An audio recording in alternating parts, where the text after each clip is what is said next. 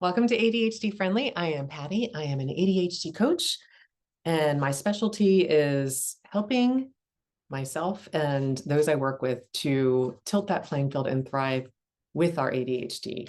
And I do that primarily through one-to-one coaching and also my membership. So if you want to look for more support for yourself, I invite you to check out my membership community at ADHD-friendly.com, where ADDers get more things done. This week, this is episode 203. We're just moving right along. I'm celebrating a 70s date night. Yay. Yep. And then I'm going to share an ADHD-friendly 3-word tool. So a very simple way to use something to help you, easy to remember, easy to implement. And then my main topic this week, which is a surprise for Becca, is how to plan ADHD-friendly weddings. Oh my gosh. I know. And it starts with why. So I'm going to talk about what that means and how using that simple word, why, can help to filter through all of the decisions that we're making. So Becca's getting it. So that's why it was a little surprise. All right.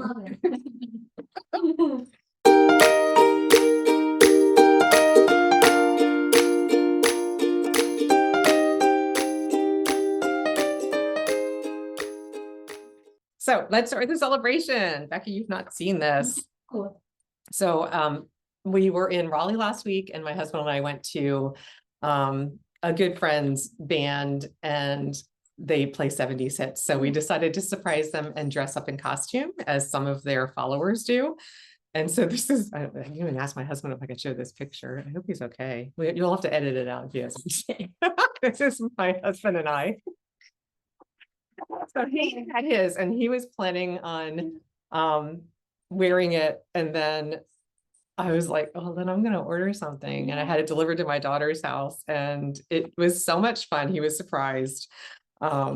We had such a good time. It just added like an extra level. We've seen them play many times, but this was the first time we went dressed up. I love it. The funniest thing was, as soon as we took the picture, my husband posted it to share with our daughter, who wasn't going to be able to be there, not realizing it was the group chat with our friend who's in the band in our family group chat, because he's like our other son.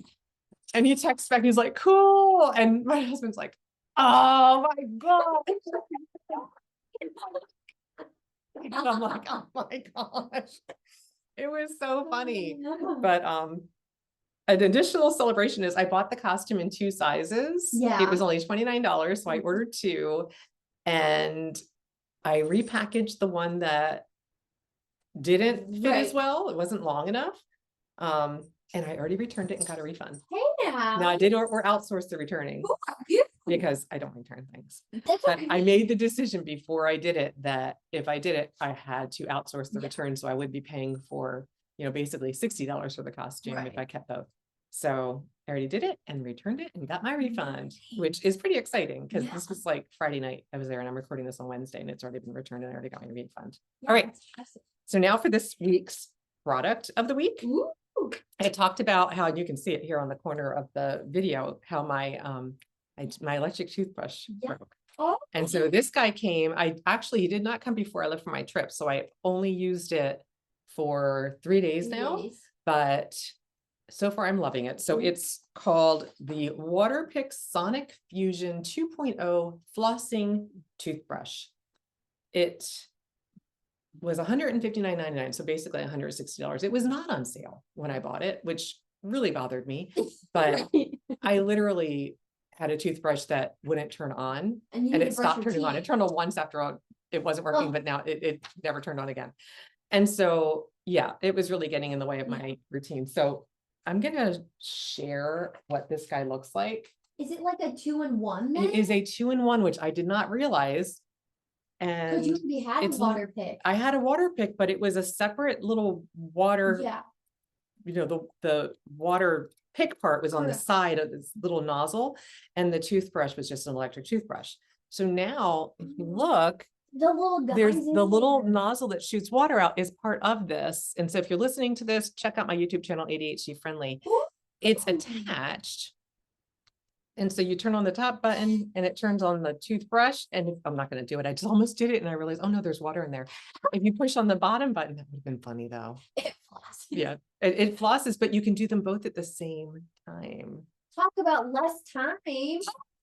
So the only thing I don't love, and I think it's a get used to it. I love everything about it, except the little blue nozzle part. I can feel it because the nozzles are really, the bristles are really soft, so I can feel the nozzle. Yeah. But it's not a deal breaker. It's not a problem. It's just something I notice. Yeah. But noticing things like that can cause resistance for me. But so far, I'm just allowing myself, because I love the Waterpik combo That's thing. really cool. I didn't know that- they had that. Yeah, and it has it comes with 8 brush heads, 4 compact and 4 full-size ones, and a travel case. Oh, dang. And it has 10 water flossing pressure settings and 3 cleaning modes and 2 brush speeds, and removes up to 99.9% of plaque bacteria. Ooh. And it says Pretty. brush, water floss, or do both at the same time. So that was surprising. I didn't realize it did both at the same time until I accidentally pushed the other button when I was trying to turn it off, and the water started. And I was like, oh gosh, two things at once. So it was very fun. So yeah, so if this is something you're looking for, so far in my limited 3-day trial period, I am really enjoying it. If that changes, I will definitely update, but I don't think it will. I like the dual purpose, and I have to say, I like the Waterpik feature more on this one than the other one. It actually feels like it's really Getting efficient. in there. Yeah, and it's easier. I'm like, water isn't going everywhere like it was with just the little individual pick thing on its own. Ooh. So there's my product of the week. All right. So here's my ADHD friendly tip for this episode. It's 3 words. Tell me more. So one of my favorite phrases to create connection in any situation is tell me more. So when you think about things that are simple and easy to say that elicit more conversation, Yeah. it helps open up and create space, especially in those situations with small talk, which many of us with ADHD despise small talk. We're not very good at it. It's like draining to think of, like, it's boring because we're talking about very mundane things. It's awkward. Yeah. If you have any social anxiety, it creates that discomfort at being in a position to have to use small talk. So if you meet someone new and they tell you something and you're not sure what to say next, especially if it's something that you could use this, it's just, oh, tell me more. Right. So if it's like, oh, you know what? I drive for a living. Tell me more. Like, what does that mean? Because I might think you drive Uber or a taxi, or you drive a semi truck, or like, I have no idea. There's so many different. And so a lot of times we're just like, oh, interesting. Where we could say, oh, tell me more.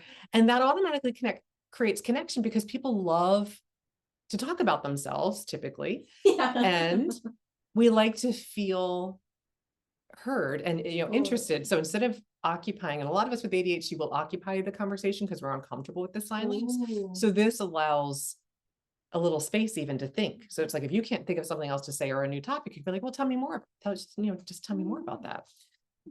So it signals interest, it creates space, and it opens up the conversation. So if this is like one of my favorite things when my kids were little too. If I ask, how was school, right? That's open-ended. I mean, it's not open-ended, it's closed, like, fine, good, whatever. Yeah. Tell me more, right? It's just tell me more, right? So it's just opening up, and you get those one-word answers, and it's like, a little bit more. I don't know. Yeah, I don't know what to do with that. Or it might be, do you have any homework tonight? Yes. Tell me more. What else you got going on? What else is, what does that mean? Yes. What do you do for work? If somebody says that they're between jobs, which can be awkward, but it could be like a cool thing. Instead of assuming what that means, you can be like, oh, tell me more. Yeah, let's go. Right. And be like, oh, I decided to leave that because I'm really, pursuing this other thing, or I've decided to go back to school or whatever. Yeah. It gets us out of making decisions about whatever's going on in our own heads and asking for more information to make that connection. So no script necessary, 3 simple words. For me, it's always about staying curious. Ooh. So that's my tip for this week. Just tell me more. Tell me more. Okay, so now on for our topic of the week. Very apropos Ooh. for Becca. Although she's deep into this planning process, she already has her why. I have no doubt that they have their why. But ADHD-friendly weddings start with why. So as we know, if you are someone that has ever planned a wedding, it's likely one of the biggest projects you're ever going to be involved in planning in your life. There are lots of things that have to happen. You're doing it months and sometimes even a year or more in advance. And it's huge. You're managing a lot of pieces, a lot of categories of decisions, and it can be really overwhelming. Very exciting, but also overwhelming. And I can say mine was all of those things. So to keep it ADHD friendly, this is just my proposed idea is just to start with why. Go back to the basics of why are you planning a wedding? Not what do you want to have? Right. What Not, kind not, of wedding? yeah, like how much are we going to spend for this or whatever? Yes. not the Just budget. why. And so I think of the why as your touchstone. It's your compass. It's the thing that directs the wedding planning instead of the wedding planning kind of taking over, and it becomes more about, well, so-and-so did this. We can't not do that too. Or, you know, like the keeping up with the neighbors or the other family Yes. members, or we have to do this, or otherwise it's going to look like, or we have to invite these people, or, you know, whatever it is. There's a lot of expectations that come from weddings, social, personal, individual, family. We can get lost in the expectations. So it helps with all the decisions that you're going to need to make, because it can give you that place of kind of grounding to say, okay, does this decision align with our why? Or what would we decide based on our why? So if you just define your why, you can come back to it and revisit and say, okay, based on why we're doing this, does this make sense to us? And if not, it makes it an easy, like, no, we decided our wedding was about this. Then you can decide and follow through with that. So asking if it fits my why creates clarity when things do get overwhelming. And I always, say, unfortunately, because there is so many things going on, and with ADHD brains, we can get overwhelmed with a number of things that we have to navigate. And weddings can be very emotional times, right? Because you're not only marrying, hopefully, your life partner, you have to filter through all of these decisions and all of these priorities and all of these things we're planning for a future self to benefit from. And it's really like hitting a lot of executive function areas that we struggle with. So here are some examples. Excuse me, I'm going to share some examples of what a why statement could look like. You're going to craft your own if this is something that's sparkly to you, but I wanted to give you some examples because my brain does not do well. I'd be like, oh, that sounds great. What does that mean? What does the why statement look like? So I've written down a few. Here they are. The first one is, our wedding is about having fun and celebrating our love in a relaxed way. So then it's, right, like I just want a relaxed, fun time. Or it might be, our wedding is about celebrating our love with joy and not stress. Ooh, You can I tell love these that are mine too. because I'm all about not stressing. Totally. Our why is to create a day filled with memories we will cherish and oh, I'm sorry. Okay. Our why is to create a day filled with memories we'll cherish without going into debt. So that might be like a budget, like, okay, we've decided what we're going to spend, and that helps to prioritize by making sure that we're going to cherish the memories without having that kind of like tinge on the pictures that we remember, like, yeah, we spent a lot for that. That might come back and kind of like create a little cloud over some of the pictures and memories if it's not aligned, if you know that that wouldn't work for you. Or it might be, our wedding is about focusing on joy, music, dancing, and creating memories. So if your main thing is like music and dancing, maybe you're looking at venues that have like a big dance floor, or you're looking at spending more money on a band or a DJ, because that's like the primary thing is you guys just want to dance and have fun. Yeah. It's more about the party kind of thing than it is about maybe flowers and the cake and all of those other things. Yeah, exactly. Or maybe it's, our why is to make our wedding about fun and not losing ourselves in the details. So if you're focused on fun and you're realizing we are fighting over the color of the napkins, right? It's like, this isn't fun anymore. I don't care what color the napkins are. Nobody's going to remember what the color of the napkins are. Let's move on, right? So it's like letting you go and directing your decisions. And then my last example is our wedding is about creating a celebration of our love without going over our budget. So again, if finances, what I loved was the thought of maybe you don't want to make it all about like the budget. Like if that's not interesting, where both of you are like, oh, we're going to see if we can save money on every corner, or we're going to spend whatever it takes to have the best wedding in the world. There's a lot of space in between that. So it might be, right. It might be, maybe you're doing like, we're going to have like cider and a sheet cake in the backyard as like one option. Or maybe you're like, we're going to rent out the Ritz and, get a bus and bring everybody, and it's going to be a weekend affair or whatever. I have no idea. But there's also a lot of gray area. But even if one of those two examples is what you're planning, it's why. Yeah, stick to your why. Right? Why are we planning the wedding that we're planning?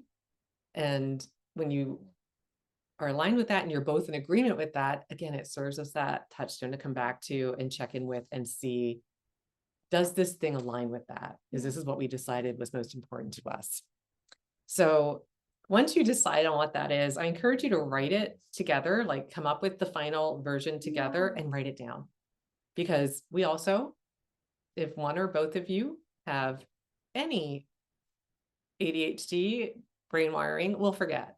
Like, no, we said it was about not going too far over budget, or we said it was about, dancing and flowers, or I have no idea, but just write it down so everybody remembers, and then use it as the filter for those decisions.